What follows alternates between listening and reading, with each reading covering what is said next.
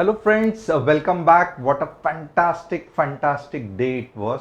क्यों आज का दिन फैंटास्टिक है मैं ये कह रहा हूं क्योंकि अगर आप कल देखोगे तो मैंने क्लियरली कहा था कि दो चीज कहे थे। सबसे पहले बैंक निफ्टी ज्यादा बुलिश दिख रही है निफ्टी से। सेकंड चीज कहा था कि गैप अप होने के बहुत ज्यादा चांसेस है। बैंक निफ्टी अगर आप देखोगे तो 1% के आसपास गैप अप हुई थी। अब ये तो कल की चीज हो गई, बट मैंने ये भी कहा था कि आप लोगों को चैनल को सब्सक्राइब करना है। डिस्क्रिप्शन में व्हाट्सएप कम्युनिटी की लिंक दी है, उसे क्लिक करके हमारे साथ जुड़ जाना है। मैंने ये क्यों कहा था क्योंकि इंट्राडे में यही कंसेप्ट को कैसे आगे लेके जाना है आप यहां पे देख सकते हो। टोटल 3 एनालिसिस व्हाट्सएप कम्युनिटी में किए थे। सबसे पहले bank Nifty 46,700 almost 439 points capture किया। उसके बाद में हमने जब मार्केट बैंक निफ्टी नीचे गई तो पी भी कैप्चर किया 152 पॉइंट्स और फिन निफ्टी में 36 पॉइंट्स। अब आप देखोगे 591 पॉइंट्स थोड़ा सा ज्यादा होता है, बट हर बार के तरह मैं यही कहूंगा कि आप इसको छोड़ दो। अगर आप 150 पॉइंट भी बैंक निफ्टी में कमा सके और 12 पॉइंट्स भी फिन निफ्टी में कमा सके तो what a fantastic thing it will be. तो आप में से कितने ऐसे लोग हैं, ऑफ कोर्स बहुत सारे स्टूडेंट्स भी है, तो कितने ऐसे लोग हैं जिन्होंने आज का ये हमारा एनालिसिस देखा, मजा आया, कमेंट किया, और जो पहले बार हमारे साथ जुड़ रहे हैं तो फटाफट चैनल को सब्सक्राइब करो। डिस्क्रिप्शन में जो व्हाट्सएप कम्युनिटी की लिंक है उस पे से हमारे साथ आप हमारे फैमिली में जुड़ सकते हो। और वीडियो हर बार की तरह कुछ इंफॉर्मेटिव रहेगा, तो मैं कहूंगा कि एक बार लाइक करने के लिए और बेल बटन हिट करने के लिए मत भूलना। ये एनालिसिस निफ्टी बैंक निफ्टी का हम हर दिन करते हैं, जिससे कि आपको बहुत अच्छा डायरेक्शन मिलता है। क्योंकि आप देखोगे ना, आप कोई भी चैनल पे जाओ, आप कहीं पे भी डिस्कशन देख लो, मार्केट बहुत ऊपर चला गया है, मार्केट ऊपर चला गया है, प्रॉफिट बुकिंग कर ले क्या। बट यहां पे हम क्या करते हैं कि टेक्निकल एनालिसिस के बेसिस पे क्या मार्केट में तेजी है, मंदी है, ये हम सही तरीके से ढूंढने की कोशिश करते हैं। अब बहुत से बार हमारा एनालिसिस सही निकलता है, बट मैं हमेशा ये नहीं कहूंगा कि 100% एनालिसिस सही रहता है। बट बहुत नहीं, मीन्स ओकेजनली एनालिसिस गलत भी हो सकता है। और यही खासियत होती है ट्रेडर की कि हम कहते हैं कि जब कोई लेवल्स के नीचे चला जाए, यानी कि जैसे हमने सोचा है ऊपर जाने वाला है, नहीं गया, but at the same time एक लेवल के नीचे अगर चला गया तो आपको आपका व्यू जो है वो बुलिश से बेरिश करना है। तो आइए देखते हैं कल हमने कौन से लेवल्स के बाद बेरिश व्यू रखने को बोला था, कैसे जो लोग थे जो चैनल के साथ जुड़े हुए हैं उन्होंने फायदा हुआ, ये सभी चीज स्टेप बाय स्टेप बताएंगे। And at the same time अगर यहां पे अगर आप देखोगे ना, सबसे पहले मैंने क्या कहा था कि जब मार्केट बुलिश होता है तो आपको क्या करना है, हमेशा बाय एट डिप्स करना है। तो यहां पे देखोगे कल का जो ये था, यहां पे बाय एट डिप्स का कहा था। आज अगर आप देखोगे यहां पे अगर आप हरामी पैटर्न थी, बाय एट डिप्स बन सकता था, यहां पे वापस बाय एट डिप्स बन सकता था। तो ये कंसेप्ट है। हम मैं कभी भी नहीं कहता हूं कि आप जो हमेशा बहुत सारे लोग करते हैं और मेरा सर चकरा जाता है, ऐसे लाइन निकालो, बाद में यहां पे ब्रेकआउट हो जाएगा, ब्रेकआउट के बाद रीटेस्टिंग होगा और ही फिर आप ट्रेड लेना। ये 90% वर्क नहीं करता है, क्योंकि होता क्या है कि ये जोन नहीं सेलिंग का है और ये जोन जो है वो बाइंग का है। तो हमें चाहिए कि हम बाहुबली बायर्स के साथ मिलके, इंस्टीट्यूशंस के साथ मिलके यहां पे बाइंग करें, ना कि यहां पे जहां पे कुछ ऐसे तगड़े सेलर्स बैठे हुए हैं जिन्होंने लास्ट टाइम मार्केट को नीचे लाया था। तो बहुत ज्यादा चांसेस है अब के बार वापस वो अटेम्प्ट करेंगे। अगर मैं ये नहीं कहता हूं कि वापस पूरा का पूरा नीचे चला जाएगा, बट बहुत से बार क्या होता है कि एक अच्छा खासा सेल ऑफ आता है, हमारा स्टॉप लॉस हिट होता है और फिर हमारे पावरफुल बायर्स आके मार्केट को ऊपर लेके जाते हैं। इसका मतलब क्या है, ये जोन ही डेंजरस जोन है। But at the same time अगर आप यहां पे बाइंग के बारे में सोचोगे ना, तो क्या होगा कि ऑलरेडी सेलर्स की जान निकल गई है, ऑलरेडी आप पावरफुल बायर्स के साथ हो, अब आपको कोई रीटेस्टिंग की जरूरत नहीं है, जस्ट एक सही पैटर्न के साथ आप एंट्री कर सकते हो, आपका स्टॉप लॉस वेल डिफाइंड है और आपका टारगेट भी वेल डिफाइंड है। तो ये होता है कंसेप्ट के साथ ट्रेड करना। ऐसे बहुत सारे कंसेप्ट्स मैं हमेशा आपको बताते रहता हूं, तो बहुत इंपॉर्टेंट है कि आप हमारे फैमिली के साथ जुड़ जाना। अब यहां पे आप खुद देख सकते हो, जैसे एक चीज है, पहले हम क्या करेंगे, डेली एनालिसिस करेंगे। ओके, अब यहां पे एक चीज हमें पता चल रही है कि हर बार क्या हो रहा है, पुल नीचे के सेलर्स नीचे डाल रहे हैं, बायर्स वापस ऊपर उठा के लेके जा रहे हैं, वापस आप देखोगे सेलर्स नीचे खींच रहे हैं, वापस बायर्स ऊपर के तरफ लेके जा रहे हैं।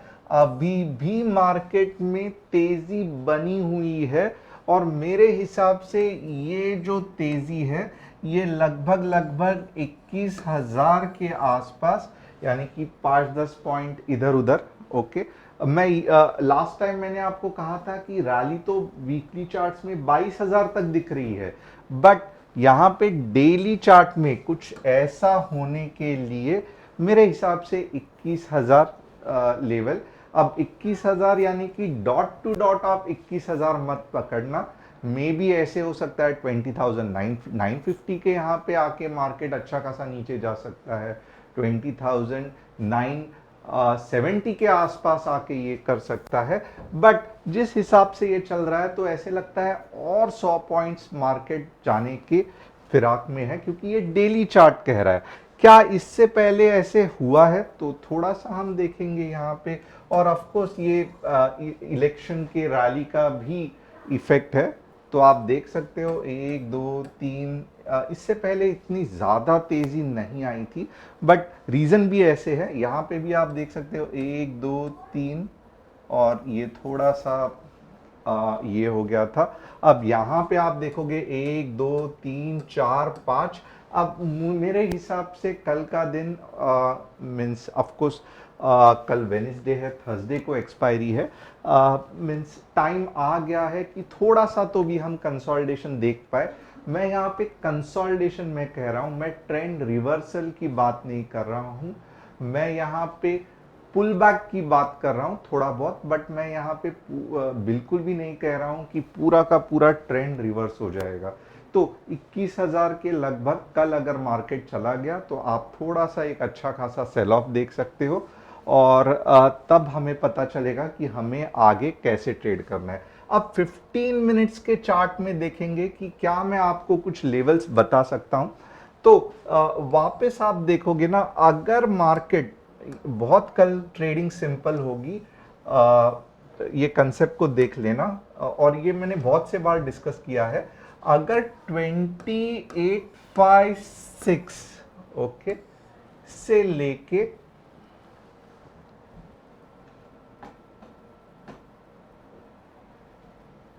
2733, 2856 से लेके 2733, ये जोन में अगर मार्केट ओपन होता है, ओके, 2856 से लेके 2733, तो मैं आपको डेफिनेटली कहूंगा कि आपको बाय एट डिप्स ही करना है, यानी कि लगभग लगभग 20,700 के आसपास आप ढूंढोगे कि कुछ अच्छा बुलिश कैंडल मिलता है कि नहीं मिलता है, और यहाँ पे ये नीचे आके ये पॉइंट पे आप ट्राई करोगे वापस ऊपर ट्रेड करने के लिए। तो ये तो कंसेप्ट बहुत क्लियर हो गया।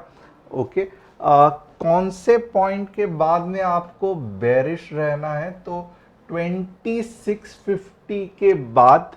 ओके, ये सेकंड कंडीशन देख लो, 2650 के बाद 2500 तक आप बेरिश हो सकते हो, ये बहुत इंपॉर्टेंट है। और 2500 अगर आवरली क्लोजिंग हो गया तो आप देखोगे कि 1 या 2 हफ्ते ये कंसोलिडेशन चल सकता है।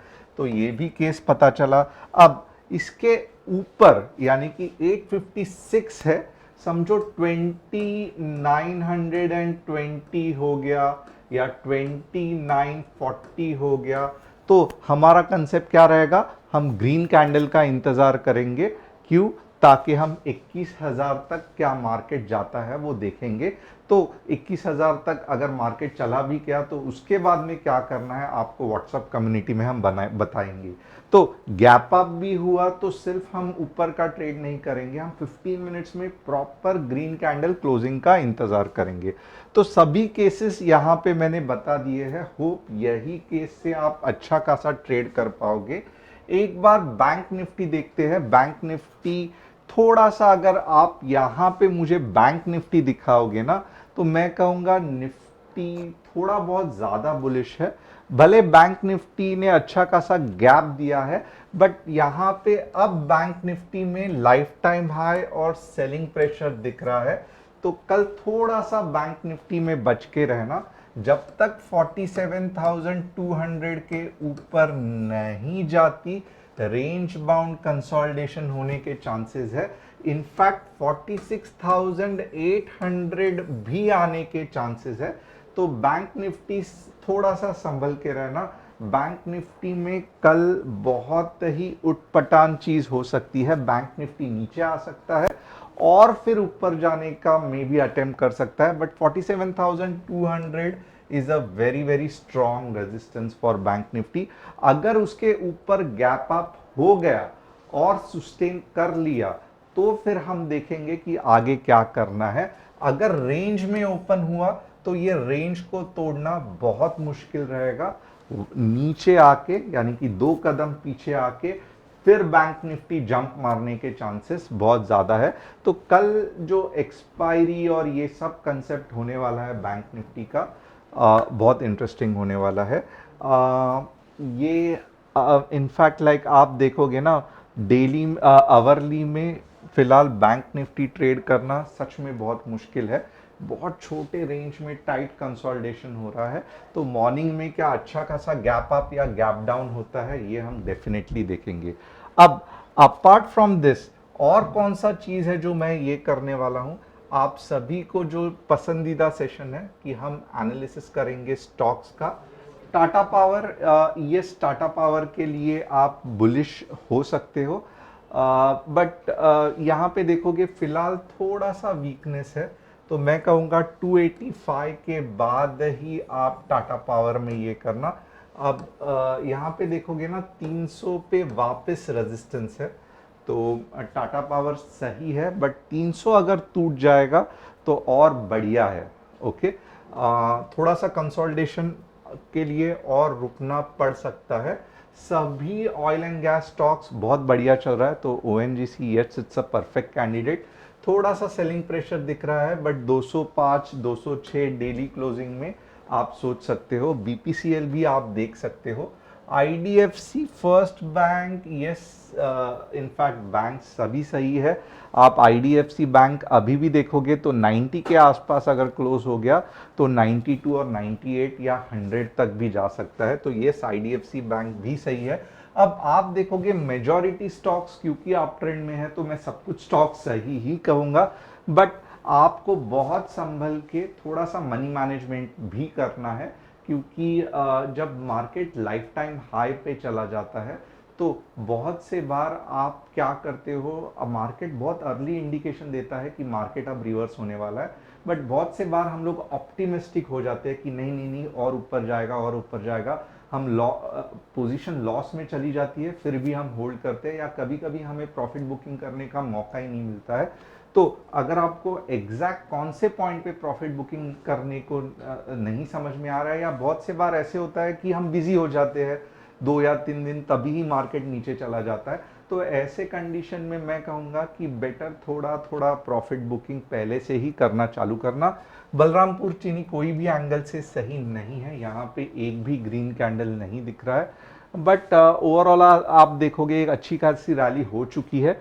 अब वापस मुझे लगता है कम से कम 1 या 2 महीने का कंसोलिडेशन होगा, लगभग लगभग 450 के आसपास, और वहाँ से फिर नई रैली चालू हो सकती है। तो बलरामपुर चीनी इमीडिएट बाइंग के लिए तो डेफिनेटली मैं मना कर दूंगा। होप आपको एनालिसिस पसंद आया रहेगा। Thanks a lot. कल मिलते हैं और इंटरेस्टिंग कंसेप्ट के साथ। तो कल वापस मिलेंगे।